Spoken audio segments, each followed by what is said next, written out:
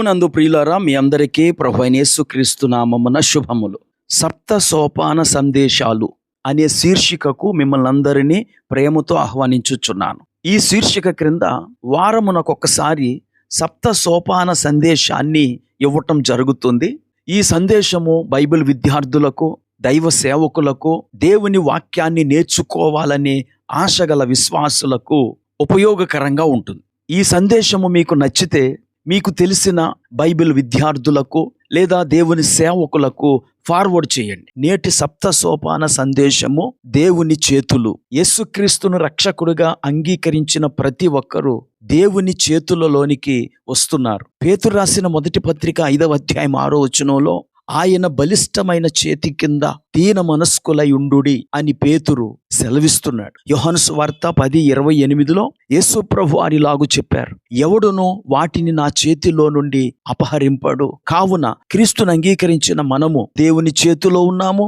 ఆయన చేతిలో నుండి ఎవరు మనలను అపహరింపలేరు. ఇంకా మన దేవుని చేతుల విశేషాలు ఏమిటంటే, మొదటిగా మన దేవుని చేతులు సృజించు చేతులు, క్రియేటివ్ హ్యాండ్స్. కీర్తనల గ్రంథం 95:5లో ఆయన హస్తములు భూమిని నిర్మించెను అని మనం చూస్తాం. యెషయా గ్రంథము 45:12 వచనంలో నేనే సృజించి తిని నా చేతులు ఆకాశములను విశాలపరిచెను అని ప్రభువు సెలవిస్తున్నాడు. ఆకాశమును సృజించి భూమిని సృజించిన చేతులే మనకు ఆకారాన్ని, రూపును కలిగించాయి. ఈ విషయం 119వ కీర్తన 73వ వచనంలో కీర్తనాకారుడు తెలియచేస్తున్నాడు, నీ చేతులు నన్ను నిర్మించి నాకు రూపు ఏర్పరిచెను. కనుక దేవుని చేతులు సృజించే చేతులు, క్రియేటివ్ హ్యాండ్స్.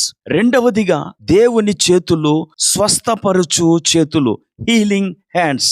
లూకా రాసిన సువార్త 4వ అధ్యాయం 40వ వచనంలో సూర్యుడు అస్తమించుచుండగా నానా విధ రోగముల చేత పీడింపబడుచున్న వారు ఎవరెవరి యొద్ద నుండిరో వారందరూ ఆ రోగులను ఆయన యొద్దకు తీసుకుని వచ్చిరి. అప్పుడు ఆయన వారిలో ప్రతివాని మీద చేతులుంచి వారిని స్వస్థపరిచెను.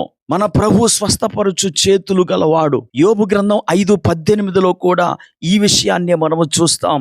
ఆయన గాయపరిచి గాయమును కట్టును, ఆయన గాయము చేయును, ఆయన చేతులే స్వస్థపరచును. మూడవదిగా దేవుని చేతులు ఆశీర్వదించు చేతులు, బ్లెస్సింగ్ హ్యాండ్స్. మార్కు రాసిన సువార్త 10:16వ వచనంలో ఆయన తన దగ్గరకు వచ్చిన చంటి బిడ్డలను ఎత్తుకొని చేతులుంచి వారిని ఆశీర్వదించినట్లు చూస్తాం. అలాగే ఆయన ఈ లోకములో నుండి పరలోకానికి ఆరోహణమై దినమున తన శిష్యులను లూకా రాసిన సువార్త 24వ అధ్యాయం 50వ వచనంలో బేతనీ వరకు తీసుకుని వెళ్ళి చేతులెత్తి వారిని ఆశీర్వదించాడు. కనుక మన దేవుని చేతులు ఆశీర్వదించు చేతులు. నాలుగవదిగా మన దేవుని చేతులు పైకెత్తు చేతులు, లిఫ్టింగ్ హ్యాండ్స్.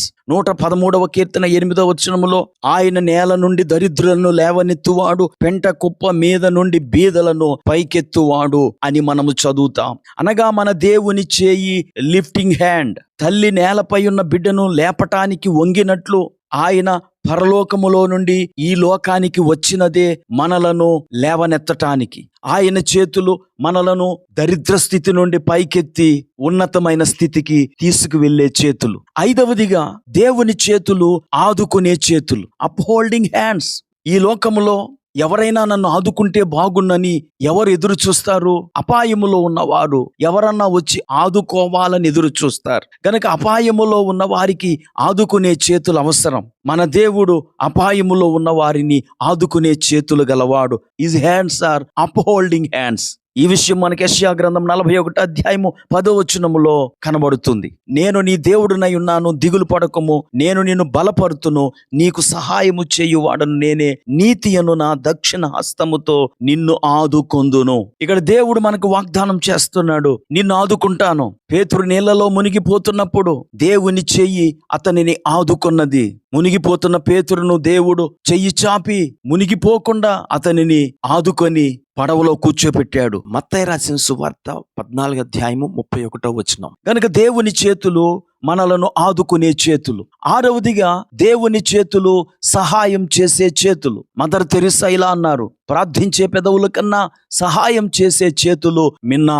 మన దేవుడు మన కొరకు విజ్ఞాపన చేసే దేవుడు, అంతేకాకుండా మనకు సహాయము చేసే దేవుడు కూడాను. కొండల తట్టు నా కన్నులెత్తుచున్నాను, నాకు సహాయం ఎక్కడి నుండి వచ్చును, యెహోవా వలననే నాకు సహాయము కలుగును అని దావీదు ప్రభువును కీర్తిస్తున్నాడు. యెషయా గ్రంథం 41వ అధ్యాయము 13వ వచనంలో నేను నీకు సహాయము చేస్తాను అని దేవుడు యాకోబునకు తెలియచేస్తున్నాడు. నీ దేవుడైన యెహోవానగు నేను, భయపడకుము, నేను నీకు సహాయము చేసేదనని చెప్పుచు నీ కుడి చేతిని పట్టుకొనుచున్నాను. సహాయం చేయటానికై ఆయన చేతులు చాపి మనలను పట్టుకుంటున్నాడు. 7వదిగా మన దేవుడు మనలను మలుచు దేవుడు, మౌల్డింగ్ హ్యాండ్స్.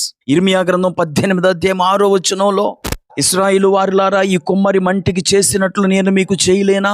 ఇదే యెహోవా వాక్కు. జిగట మన్ను కుమ్మరి చేతిలో ఉన్నట్టుగా ఇశ్రాయేలు వారులారా, మీరు నా చేతిలో ఉన్నారు. మనము దేవుని చేతిలో ఉన్నాము. ఆయన మనలను మలుస్తాడు. మనలో ఉన్న లోపములను తీసివేసి మనలను యుక్తమైన పాత్రగా ఆయన మలిచే దేవుడు. అందుకనే మనందరము ఆయన చేతులకు మనలను అప్పగించుకోవాలి. ప్రియులారా, ప్రభు యొక్క చేతులను నేను 7 పాయింట్లకు పరిమితం చేయలేనండి. ఇంకా అనేకమైనవి ఉన్నాయి. యెహోవా హస్తము ఏలియాను బలపరిచినట్లుగా మనం చదువుతాం. ఆయన తన చాచిన చేతితో ఇశ్రాయేలీలను ఐగుప్తులో నుండి విడిపించినట్లుగా మనము చూస్తాం. ఈ వాక్యం వింటున్న నా ప్రియ స్నేహితుడా, సోదరి, మీరు ఆయనను విశ్వసించి ఆయనను రక్షకుడిగా అంగీకరించినప్పుడు మీరు ఆయన చేతులలోనికి వచ్చుచున్నారు. ఆయన చేతులే మిమ్మలను మలిచి ఆయనకు ఇష్టమైన పాత్రలుగా చేసి మిమ్మలను వాడుకొనును గాక. ప్రార్థన చేసుకుందాం. కృపాకనికరం కలిగిన మా తండ్రి, నీకు వందనాలు. నీ చేతులు అనే అంశమును మేము ధ్యానం చేశాం. బలమైన నీ హస్తము క్రిందకి మా వీక్షకులను తీసుకొస్తున్నాను. ఎవరైతే రోగముల చేత బాధపడుతూ పాప బంధకాల్లో ఉన్నారో నీ హస్తము చాపి వారిని లేవనెత్తి ముట్టి బలపరచండి. నీ రక్తము చేత కడిగి స్వస్థపరచమని యేసుక్రీస్తు నామమున ప్రార్థించి వేడుకుంటున్నాము. ఆమేన్.